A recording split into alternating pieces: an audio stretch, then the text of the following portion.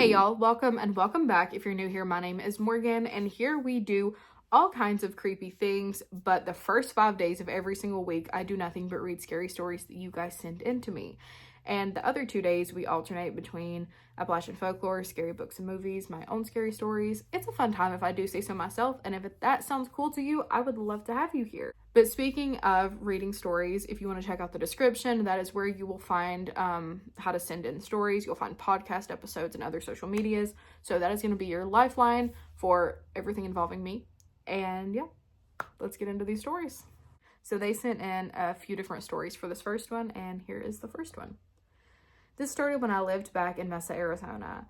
I was at my great-grandmother's house and I was around 4. It was before my little sister was even born. I had a little imaginary friend, and I can't remember her name, but I do remember that my mom had the same friend with the same name when she was my age at the same house. She was a little girl with brown hair and a little nightgown, it seemed to be. And talking to my mom about her, she told me that she had a friend when she was my age with the same name. When I talked to my Gigi about it, she turned pale. It turns out she and a few of her friends, when she first moved into that house, had used a Ouija board, and they contacted a demon that used to name and disguise itself as a little girl. I wonder which demon that was. I can almost guarantee I know which one that was. Alright, second little story. The next story starts when I first moved to Gallatin, Tennessee. No, I no longer live there, but I still am in Middle Tennessee. I just turned 7 when we moved there, and my sister had just turned 1. The house we moved into had been up for sale by the previous owner's kid or grandkid. I can't remember exactly which one because the owner had passed in that house. I'm not sure of anything else, but me and my sister both had seen an old woman who I assume was the one who passed in the house, and a little girl that looked almost identical to me, just a little shorter and had shorter hair. To get the story correct, I'll have to lay out the house. You walk up the stairs to the porch, and there was a big front door. When you enter the house, the staircase with 23 stairs, yes, I remember the exact number, and a hallway straight to the back door. In this hallway, there was a room with an arched doorway that took up the whole wall, and the door leading down to the garage, since the house was built on a hill, needed 14 stairs to get down, with a small moving chair that was broken that the woman who owned the house would use since she couldn't walk up the stairs. It will come into play later. Next to the stairs was a small doorway to the dining room, and the dining room went into the kitchen with another small doorway. The back of the house had an office and playroom, kitchen, living room with a chimney, and a sliding back barn door that cuts off the guest bedroom and bathroom. Upstairs was the master bedroom, right by the stairs, the bathroom in the middle of the hallway, and 2 rooms, which was originally my room and my little sister's room before my first brother was born. Sorry about that being so long, but this is where it starts. The sliding barn door to the guest room would always open on its own, and every time it would scare me, but my stepdad at the time would always say, "It's probably just a slant in the house," and I believed him every time. Around that time, my Gigi gave us one of her antique porcelain dolls, but the door would always slide open extremely fast and make a bang, and it did on all hours throughout the night and day. Eventually, in the house, I had a dream that I was riding my scooter. No, I couldn't ride a bike till I was 12, in the driveway, and my stepdad was mowing the lawn, and something happened to where I blacked out, and that's when I would wake up and this dream would happen. After I turned 8, about a month after that exact thing happened to me, a rock flew out of the lawnmower and shot directly at my face. Lucky me, something helped me by pushing me to the side slightly, or I would have lost my left eye. After that, I was obviously fine, as I'm actively sending you this. But the next year in April, we all went back to Arizona, as my great-grandpa was dying from cancer. We were there for a while until after he died. When we went back home, we took the piano that I loved with us to Tennessee, and we put it in the front room. It's in the front room of our current house, too. My next thing that happened in that house was about a month after his passing, when I walked down the stairs and felt an urge to look over into the front room, and when I did, I saw him. I saw him sitting on the bench with his hands in his lap. I started tearing up until slowly he turned his head fully around and stared at me. I ended up falling down the rest of the stairs, which was around 7 steps. My mom came running in and he disappeared from the piano bench. The next experience in that house wasn't to me but to my stepdad when I was around 11 after I moved into the guest room. I was upstairs playing with my little sister when I heard him yelling. I ran downstairs and asked what happened, and he looked at me, ironically enough, like he had seen a ghost. He told me he saw me running from the playroom office straight past him into this room, slamming my bedroom door behind me. Another time we went to Arizona in the same year. When we came back, we saw that same doll Gigi had given us was sitting in the dining room hall and had fallen on its face and it was shattered. I had been terrified of going in that dining room since the entire time the doll was there. We looked at the camera because we thought it was a Roomba, but no, it fell on its own. Which of course told my mom and stepdad exactly why all of us kids were terrified of that room, and they got divorced and we moved out.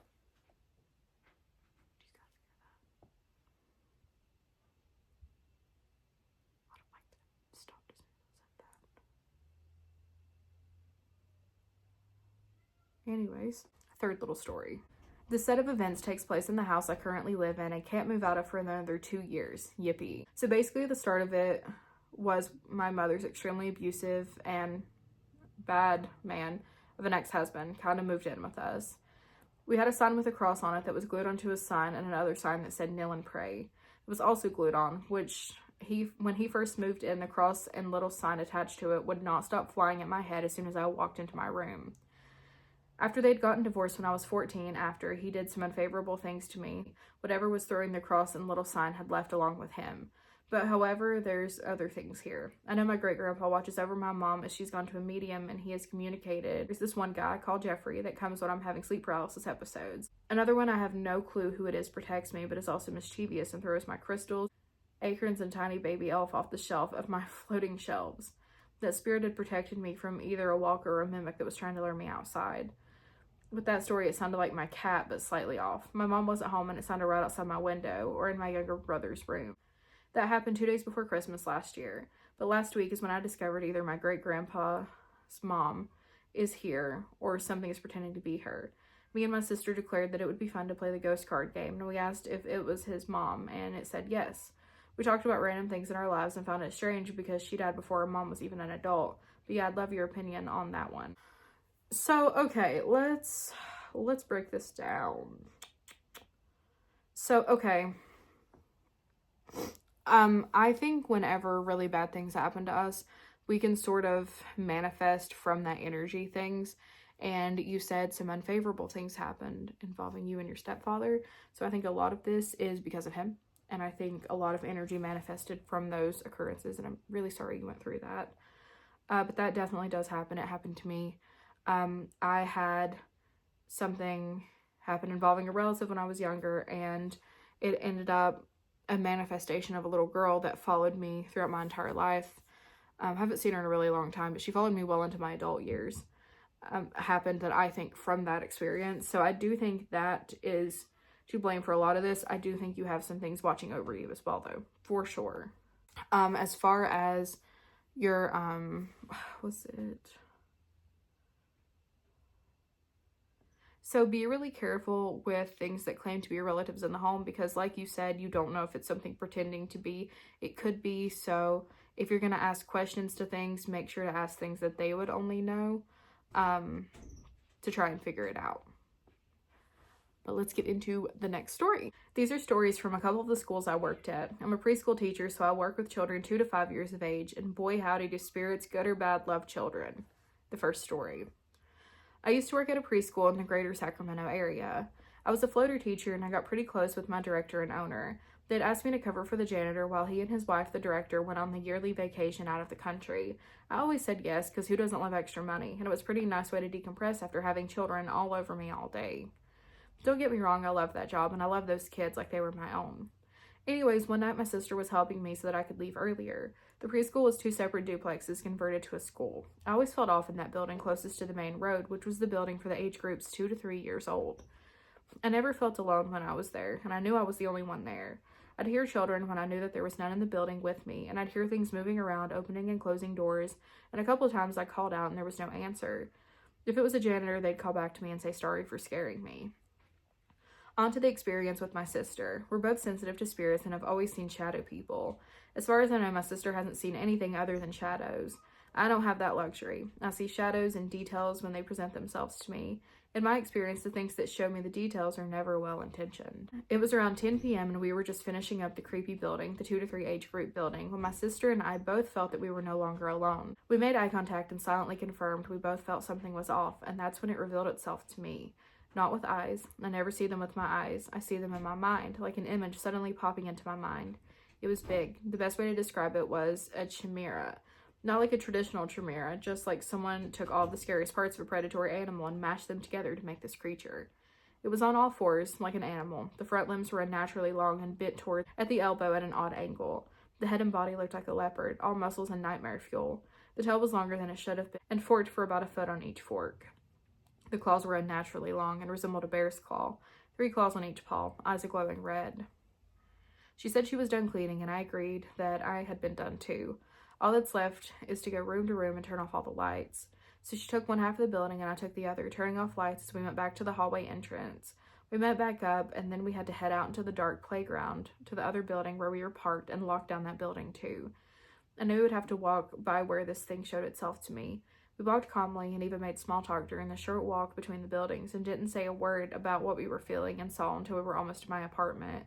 Then she asked, "What the hell is wrong with that building?" That was not good, whatever it was.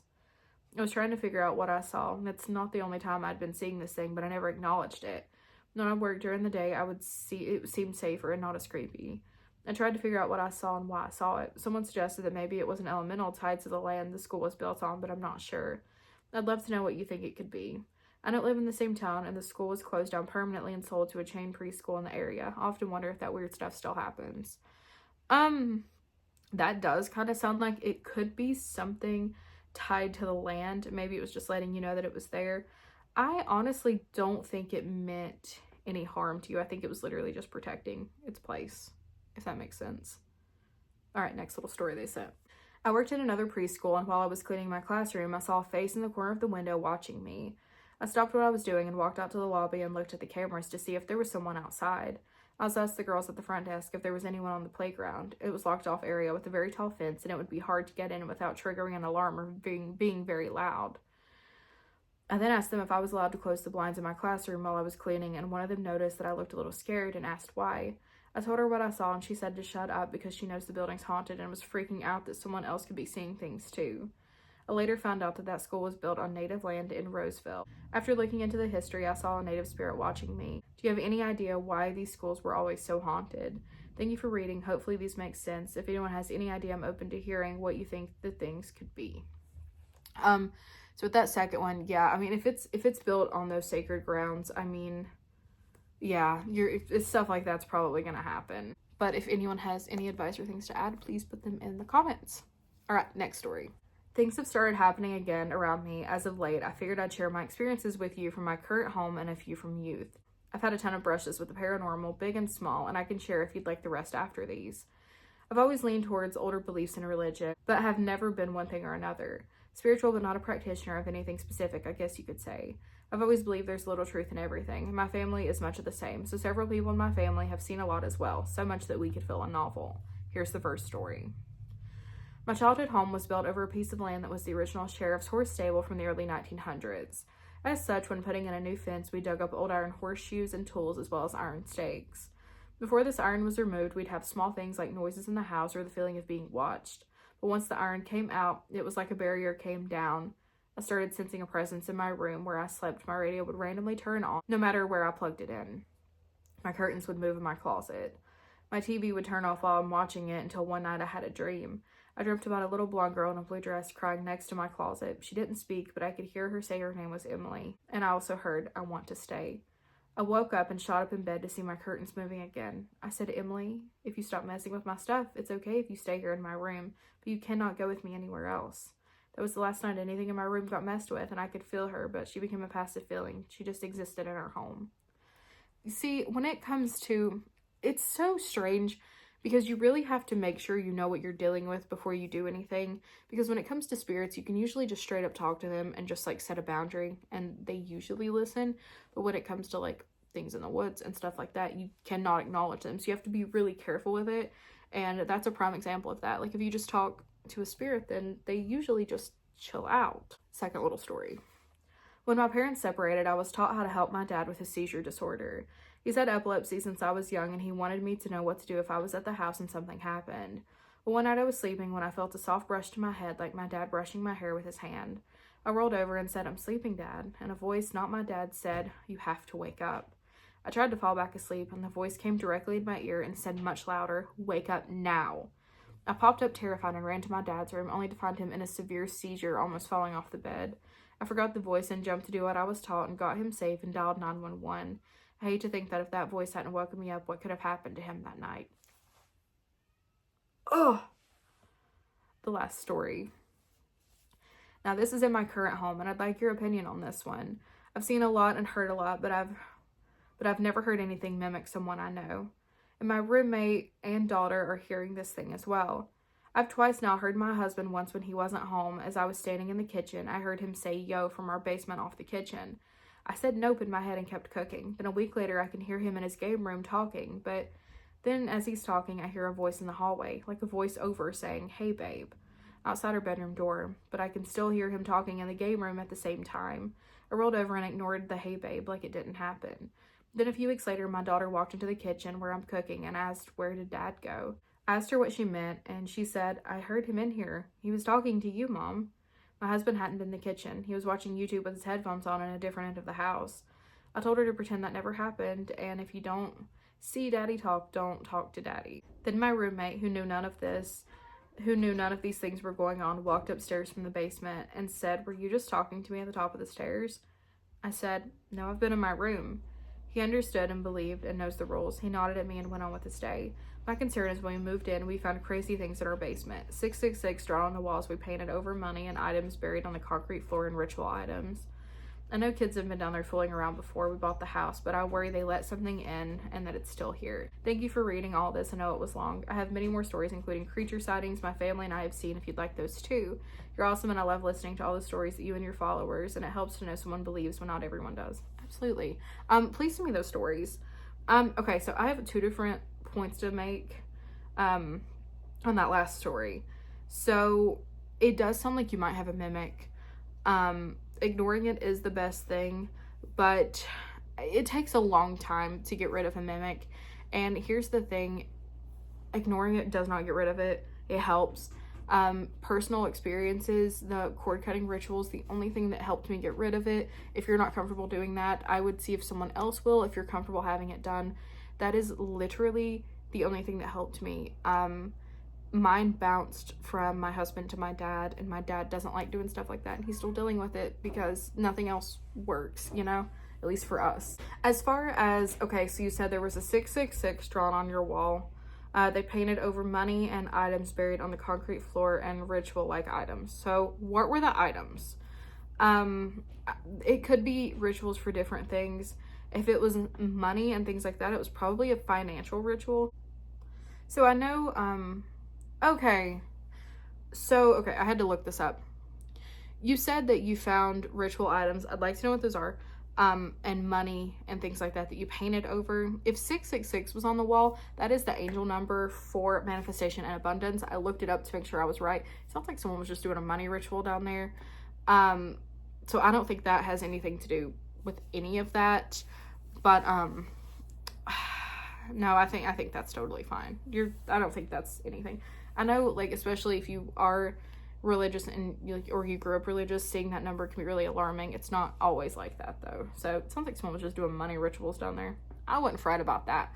But the mimic stuff, I would think about doing a cord cutting ritual because holy heck. All right, let's read one more story. I want to share a creepy story from my ex-best friend. I luckily never had any very scary stories happen to me because I'm very easily scared. Just a few light things like hearing my parents talk when they aren't home, hearing people in the next room moving, but this story my friend told me was truly terrifying. For explanation, my friend had the entire attic level to herself when she lived with her parents. It was 2 rooms with a corridor in between, one for sleeping and one for hanging out. She'd been telling me for about a month that she couldn't sleep because she heard knocking and scratching from the walls at night. Her parents already checked for rodents, but there was nothing to be found. I was trying to suggest that it could be an entity, but she was a Christian and didn't believe in ghosts. One day she came to school looking very pale and tired, and I asked her what was wrong, and she told me. She was trying to sleep again when she heard the knocking and scratching from the wall, so she decided to knock back to make it go away. She knocked once and heard a soft knock back, twice, and then 2 soft knocks back. She suddenly got very angry at whatever this was, and she was very tired and said, "Go away." Suddenly, this thing knocked back one time, really loud, like it was angry. Then she heard an extremely loud bang from the other room. Next, she heard something going off the staircase of her attic. It was very slow and extremely heavy stepped. It definitely didn't sound like her mom or dad's steps. She was terrified and didn't move. The steps got closer and closer when she suddenly heard her mom burst open her bedroom door from downstairs and was screaming, "Hannah, stop stomping around here, go to sleep," and slammed it shut. Her mom's terrible. She didn't respond or look in the corridor because she was too scared and just tried to go back to sleep. The next morning, she checked her other room and saw her little angel statue on the floor. It was sitting on a shelf on the opposite end of the room, so it looked like someone had thrown it across the room. Now she knew where the banging was coming from. The scratching and knocking continued from them, but she never interacted with it again. To this day, I think it might have been something her mom attracted with her terrible energy, since it started so suddenly when her mom mistreated her on the daily and threatened to herself in their house several times a day. I truly feel sorry for my ex-best friend, and I hope she moved out now. I sadly had to cut her off because she was a very toxic person. But yeah, I hope this story was not too boring. No. To lighten up the mood, I would like to share a short story of mine. It's not scary, but somewhat spiritual. When I was a toddler, around 3 to 5 years old, I would always tell my parents that I used to be a bat in a past life. Not only that, but I told them that when I was older than the earth, I would fly through space and witness this big bang. It's a little odd, but kids do have a wild imagination. However, when I was a teen, my mom told me that she thought that was a little mysterious, since one day before my birth, a bat flew into her flat. It wasn't panicking, it just chilled on the wall and then flew out after a while. We lived in the city, so that was really uncommon, and I never heard this story up until then, but I think it's really cute. I hope you enjoyed the story. I love your cats, although they scare me sometimes with the noises while you read. Give them a greeting from me. Keep up the good content. Well, that one was wholesome with the bat. Was that you coming to, like, pick your place? I'm gonna start crying. Okay. If you said that was happening to your friend in that house, that could have been a manifestation of all that stuff. It happens. It happened to me. So that is very possible. It's very possible. But thank you guys so much for sending in your stories and sharing all of that with me. And I will see you tomorrow to read even more stories.